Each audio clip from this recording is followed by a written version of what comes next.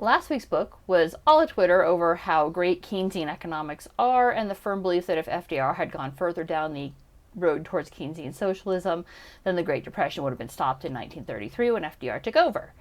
This week's book, The Failure of the, quote, New Economics, an analysis of the Keynesian fallacies by Henry Hazlitt, thoroughly debunks that belief. And the accompanying cocktail is called Secret Satire, the reason for which I will include at the end of this review. It is 40 milliliters of bourbon, 10 milliliters of Poitin, 15 milliliters of Italian Aperitif wine, and 10 milliliters of simple syrup. I think it's pronounced Poitin. It might also be Poitin or Poitin. There was a couple of different pronunciations online. It's an Irish liqueur that, let's see, what is it? What is Poitin? Triple distilled in copper stills. The malted barley, triple distilled in copper pot stills and cut with Irish spring water. Okay, let's do this.